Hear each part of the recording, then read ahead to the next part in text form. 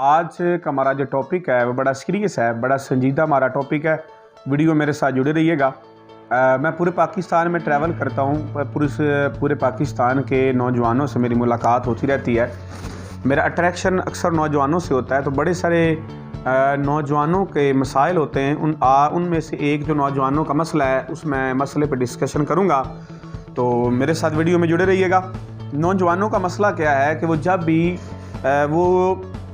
जब जवान होते हैं, अगर वो 9th में 10th में जाते हैं, मैट्रिक में जाते हैं, तो उनकी ख्वाहिश होती है कि हम कोई और सब्जेक्ट रखते हैं, और माँ बाप कहते हैं नहीं, आपने ये सब्जेक्ट नहीं रखने बल्कि तुमने फ़लाँ सब्जेक्ट रखने हैं। आगे वो मैट्रिक क्लियर करते हैं तो उसके बाद वो FSC में जाना चाहते हैं, वो FA करना चाहते हैं, वो ICS करना चाहते हैं, वो FSC करना चाहते हैं, लेकिन माँ बाप और रिश्तेदार कहते हैं देखो दिखाई, वो उसको किसी और शोबे में भेज देते हैं। यानी वो उस नौजवान का दिल नहीं कर रहा होता, लेकिन उसके फैमिली वाले, उसके दोस्त अहबाब, उसके रिलेटिव्स उसको फोर्स कर रहे होते हैं कि तुमने जो है वो आर्ट्स नहीं रखनी, तुमने साइंस रखनी है। हालांकि उसका दिल नहीं कर रहा होता। आगे फिर वो मैट्रिक क्लियर करता है, वो आगे कॉलेज में जाता है। जब कॉलेज में जाता है तो वहाँ फिर यही मसला होता है कि वो कहता है कि मैंने I.Com करना है, D.Com करना है, FSC करनी है, फिर इंजीनियरिंग करनी है, मेडिकल करनी है। तो जो वो चाह रहा होता है, उसके जो दोस्त अहबाब, उसके ख़ानदान वाले, उसके माँ बाप उसको वो नहीं करने देते। वो जो चाह रहा होता है, बल्कि उसको वो उस पर अपना जो हुक्म होता है, अपना जो आर्डर होता है, उस पर आर्डर लगा देते हैं। और फिर वो अपनी ख्वाहिश के मुताबिक, अपनी चाहत के मुताबिक वो सब्जेक्ट चॉइस नहीं कर पाता, बल्कि अपने बड़ों की चॉइस के मुताबिक सब्जेक्ट जो है वो सिलेक्ट करता है। उसका फिर नतीजा क्या निकलता है? उसका नतीजा ये निकलता है, उसके मार्क्स ठीक नहीं आते, नंबर अच्छे नहीं आते, फिर वो दिल लगा के पढ़ता नहीं है, क्योंकि उसकी इंग्लिश अच्छी नहीं होती, या उस सब्जेक्ट में इंटरेस्ट नहीं होता, दिलचस्पी नहीं होती।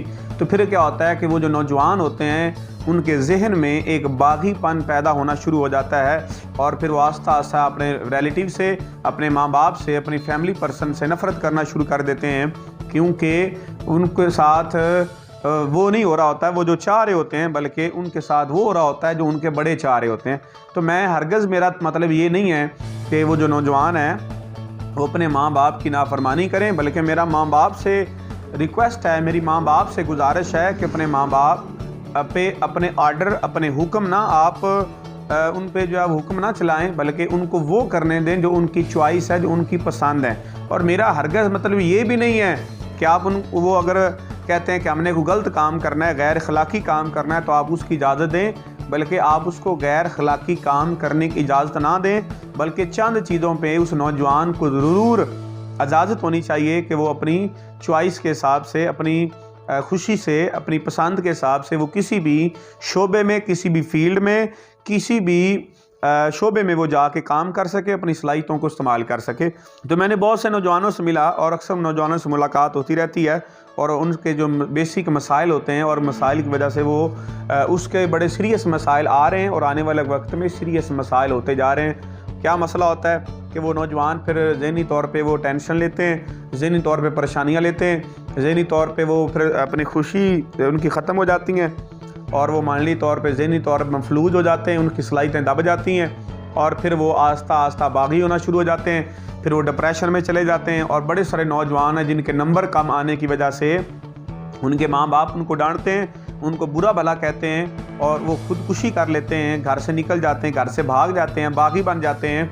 और बागी बनाने में किसी और का किरदार नहीं है, बल्कि बागी बनाने में हमारा अपना रोल होता है, हमारा अपना किरदार होता है कि हम उसको उस पर अपनी जो है वो हुक्म को चलाते हैं, उस पर आर्डर को चलाते हैं। और वो जो नौजवान होता है, वो जो बच्चा होता है, वो जो है वो बागी होना शुरू हो जाता है, उसके दिल में नफ़रत पैदा होना शुरू हो जाती है। तो अगर आप उसके बड़े हैं, बड़े होने का मतलब ये नहीं है कि आप जो कहेंगे वो हो सकता है सही हो सकता है आप कुछ किसी जगह पे गलत भी हो। तो आपको क्या करना है कि आपको नौजवानों के मसाइल को ज़हन में रखना है, क्योंकि हम खुद उसको बागी बना रहे हैं, हम खुद उसको डी ट्रैक कर रहे हैं, हम खुद उसको गुसीला बना रहे हैं, हम खुद उसको डिप्रेशन में लेके जा रहे हैं। वो हमारी वजह से कल को घर से भाग जाएगा, हमारी वजह से वो कल को डिप्रेशन में जाएगा, ज़हनी तौर पर मफलूज हो जाएगा, वो मेंटली डिस्टर्ब होगा। और डिप्रेशन का शिकार होगा। और अल्लाह ना करे, मैंने कई ऐसे केस देखे हैं जहाँ पे वो नौजवान खुदकुशी कर लेते हैं। तो याद रखिएगा, जो वो करना चाहता है उसे करने दें। यानी घर वाले वो कहता है मैंने फ़लाँ नौकरी करनी है, घर वाले कहते नहीं वो नहीं करनी। वो कहता है मैंने फ़लानी डिग्री करनी, घर वाले कहते नहीं वो नहीं करनी, फ़लानी करनी है। वो कहता है जी मैंने फ़लाना बिज़नेस करना है, वो कहते हैं वो नहीं करना, तुमने ये करना है। वो कहता है मैंने फ़लाने शोबे में जाना है, मैंने ICS करना है, मैंने कंप्यूटर पढ़ना है, वो कहते नहीं तुम डॉक्टर बनो।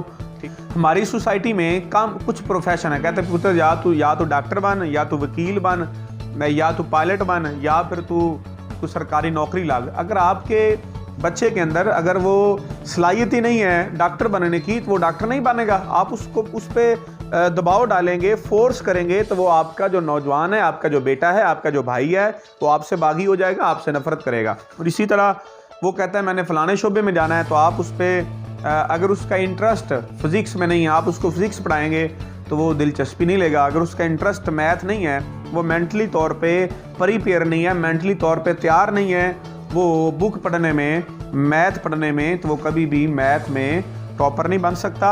और फिर वो ज़हनी तौर पे परेशान होगा। फिर उनका साल 2 साल ज़ाया हो जाते हैं, फिर वो स्कूल स्टडी को छोड़ देते हैं। और फिर आप कहते हैं जी उसने स्टडी को छोड़ दिया, हमारा साल 2 साल हमारे बच्चे ने ज़ाया कर दिए। तो याद रखिएगा, ज़िंदगी में जो आपके नौजवान हैं जो वो कर रहे हैं, अगर वो सही कर रहे हैं, यानी मैं ये नहीं कह रहा कि अगर वो गलत भी करें तो आपने उनकी सपोर्ट करनी है, बल्कि वो जो सही करें वहाँ पे आपने उनकी सपोर्ट करनी है।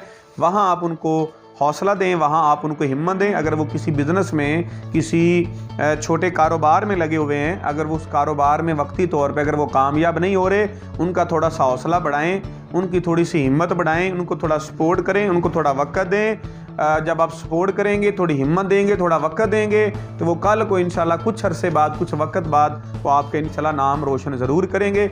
लेकिन जब उनको आप बाउंड करते हैं, उन पे अपनी हुक्म चलाते हैं, तो वो आपसे बागी होते हैं, उनसे उनके दिल में आपकी नफ़रत पैदा होती है।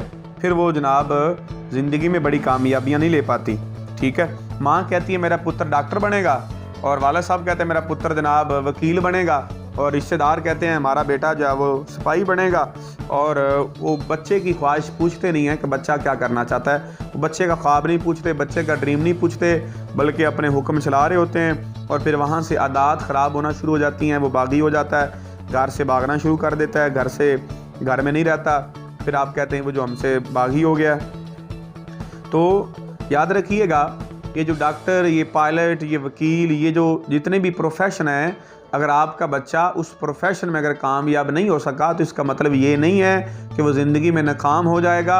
ज़िंदगी में बड़े ऐसे लोग हैं, आप इल्म लें, आप नॉलेज लें, आपको पता चले दुनिया में बड़े सारे ऐसे लोग हैं जिनके पास कोई डिग्री तो नहीं है, लेकिन वो एक कामयाब बिजनेसमैन है, कामयाब बिजनेस ओनर हैं, वो अपने शोबे में कामयाब हो चुके हैं। उनके पास डिग्रियां नहीं हैं, उन्होंने मैथ नहीं पढ़ी, उन्होंने कंप्यूटर नहीं पढ़ा, उन्होंने जनाब डॉक्टरी की डिग्री नहीं ली, लेकिन वो अपनी बिज़नेस में, अपनी फील्ड में कामयाब हैं। तो अगर आपका बच्चा जो है वो अगर नहीं सही तरीके से पढ़ रहा, अगर आपका बच्चा जो है वो जो आप बनाना चाहते हैं वो नहीं बन रहा, तो इसका मतलब ये नहीं है कि वो बच्चा आपका नाकाम हो जाएगा।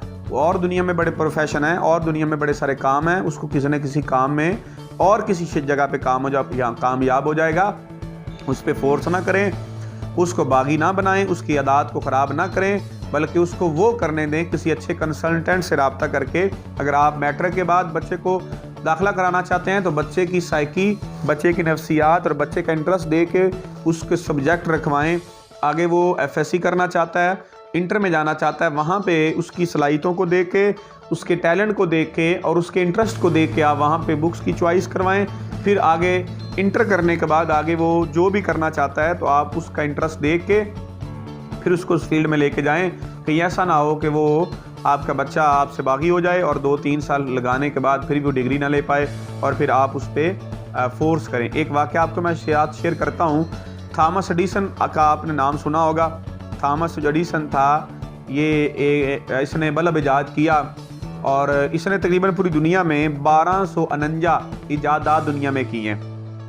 थॉमस एडिसन ने जब इसने इजादत की, तो इसके अगर बचपन की अगर हम स्टोरी पढ़ें, बचपन की अगर हम इसकी कहानी पढ़ें, तो बचपन में हमें ये मिलता है, हमें ये पता चलता है कि ये जो थॉमस एडिसन था, ये बचपन से मेंटली तौर पे डिस्टर्ब था। ये जिस स्कूल में पढ़ता था, इस स्कूल के टीचर ने इसको स्कूल से निकाल दिया था, और इसकी वालदा को एक लेटर लिखा था कि तुम्हारा जो बेटा है नखट्टू है, तुम्हारा बेटा फेल है, तुम्हारा बेटा ना तो खुद पढ़ता है ना किसी को पढ़ने देता है, ये बच्चों को भी डिस्टर्ब करता है, तो आपका बच्चा अब नॉर्मल है, ज़हनी तौर पर इसका ज़हनी तवाज़न ठीक नहीं है, तो हम आपके बच्चे को स्कूल से निकाल रहे हैं। तो आपसे गुजारिश है कि अपने बच्चे को हमारे स्कूल में दाखिला ना दिलवाएं, यहाँ पे हम इसको नहीं पढ़ा सकते क्योंकि इसके लेवल के टीचर नहीं है, आप इसको खुद पढ़ाएं।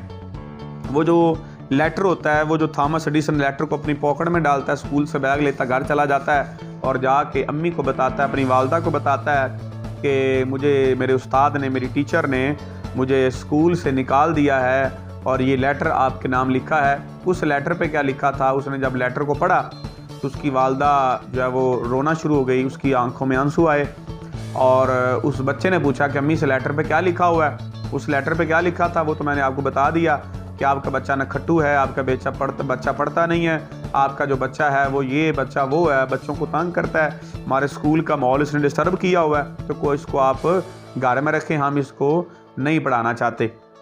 जब वो बच्चा अपनी माँ से पूछता है, थॉमस एडिसन पूछता है कि वालदा इस पे क्या लिखा हुआ है, तो वालदा उसको बताती है कि बेटा इस पे लिखा हुआ है कि आपका जो बेटा है ये बड़ा काबिल है, आपका बेटा बड़ा ज़हीन है, आपका बड़ा बेटा टैलेंटेड है, आपके बेटे के अंदर बड़ी एनर्जी है, बड़ा एनर्जेटिक है, बड़ा पैशन वाला है, बड़ा जोश वाला है, इसकी ज़ानत बड़ी ज़बरदस्त है। तो स्कूल वाले कहते हैं कि इसकी ज़ानत बहुत ज़बरदस्त है, ये ज़्यादा समझदार है, तो हमारे पास ऐसे टीचर नहीं है जो इसको पढ़ा सके, इसलिए इस बच्चे को अपने घर में पढ़ाएं। तो जब ये बच्चा माँ की बातें सुनता है तो बच्चा मोटिवेट होता है, बच्चा खुश होता है, बच्चे के अंदर मोटिवेशन आती, जज्बात उसके जागते हैं कि मेरा टीचर कह रहा है कि मैं कल को बहुत आगे जाऊँगा, मेरे जो है वो मेरे अंदर बड़ा जोश है, मैं बड़ा ज़हीन हूँ, बड़ा काबिल हूँ, मेरी माँ कह रही है, तो बच्चे के अंदर मोटिवेशन पैदा होती है और फिर वही बच्चा बड़ा होता है और बड़ा होकर फिर वो दुनिया में 1249 इजादात करता है। और ये जो जिस रोशनी पे आप पढ़ रहे हैं, जिस रोशनी में आप देख रहे होते हैं रात को, ये बल्ब उसी ने ईजाद किया था, उस एक बच्चे ने, जो बच्चा ज़हनी तौर पे मेंटल था, जो ज़हनी तवाज़ुन जिसका ठीक नहीं था, लेकिन उसने ये इजादात क्यों की? क्योंकि उसकी माँ ने, उसकी वालदा ने उसे हौसला दिया, उसे मोटिवेट किया, उसे कहा बेटा तू कामयाब हो सकता है, तू सक्सेसफुल हो सकता है, तू बड़ा टैलेंटेड है, तू बड़ा ज़हीन है, तेरे अंदर बड़ी काबिलियत है। जब उसने ये अल्फाज सुने, ये मैसेज उसके दिमाग तक गया और उसके दिमाग ने उससे काम करवाया और उसने पूरी दुनिया में 1249 इजादात की। तो बात करने का मकसद ये है कि अगर आपका बच्चा किसी शोबे में, किसी बिज़नेस में, किसी काम पे लगा हुआ है और अगर वक्ती तौर पे अगर वो कामयाब नहीं हो रहा, तो बजाय उसको डीमोटिवेट करने के, उसको डीग्रेड करने के, आप उसे हौसला दें, आप उसको बोलें बेटा हम तुम्हारे साथ हैं, बेटा तुम्हारे अंदर काबिलियत है, तुम्हारे अंदर सलाहियतें हैं, तुम कामयाब हो सकते हो, तुम खुशहाल हो सकते हो, तुम इज़्ज़त शोहरत दौलत कमा सकते हो, बेटा हम तुम्हारे साथ हैं और छा जाओ, हम तुम्हारे साथ हैं। तो वो उस बच्चे का हौसला बढ़ जाएगा और वो देखना एक दिन आएगा आपको वो कामयाबियाँ लेके देगा जो आपने कभी सोचा भी नहीं होगा। तो दोबारा उसी हम स्टोरी पे आते हैं। वो जो होता है थॉमस एडिसन, वो ज़िंदगी में कामयाब होता है और जब कामयाब होता है तो उसकी वालदा दुनिया से चली जाती है और फिर अपना घर बनाता है। जब वो थॉमस एडिसन कहता है कि जब मैंने घर बनाया तो मैंने पुराना अपने घर में एक बॉक्स पड़ा था, उसको खोला, जब उसको मैंने खोला तो उसमें वो लेटर पड़ा हुआ था, जो लेटर मेरी टीचर ने मुझे दिया था। और वो जो लेटर था मैंने जो उसको खोल के पढ़ा था, मैं बच्चा तब पढ़ नहीं सकता था, मैं बड़ा हो चुका था। मैंने जब लेटर को खोल के पढ़ा तो उस लेटर पे ये लिखा था तुम्हारा बेटा नखट्टू है, तुम्हारा बेटा ये है, तुम्हारा बेटा वो है।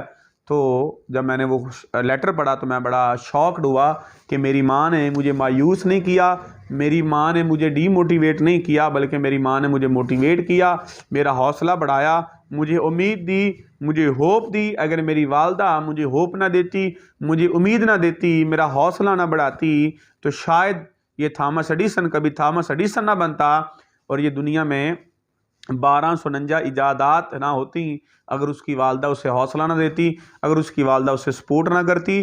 तो मैं दोबारा फिर रिपीट कर रहा हूँ, अगर आपका बच्चा, आपका भाई, आपका रिश्तेदार अगर किसी अच्छी जगह पे काम कर रहा है, शर्त यह है कि वो अच्छा प्लेटफार्म हो, अच्छी जगह हो, अच्छी डिग्री हो, अगर वहाँ पे वो लगा हुआ है और वो करना चाहता है तो आप उसको सपोर्ट करें, ना कि उसको आप हौसला तोड़ें उसका। वो शायर कहता है कि मायूसियों के लम्हों में मुझे वो ज़र्रा भी हौसला देता, मायूसियों के लम्हों में मुझे ज़र्रा भी हौसला देता तो मैं कागज़ की कश्ती पे समंदर में उतर जाता। तो सर आपका जो हौसला होता है, ये हौसला आपके बच्चे को ज़िंदगी में कामयाब करवाएगा। आपकी एक थपकी, आपका एक हौसला, आपकी थोड़ी सी मोटिवेशन उस बंदे को, उस बच्चे को कामयाब करवा सकती है।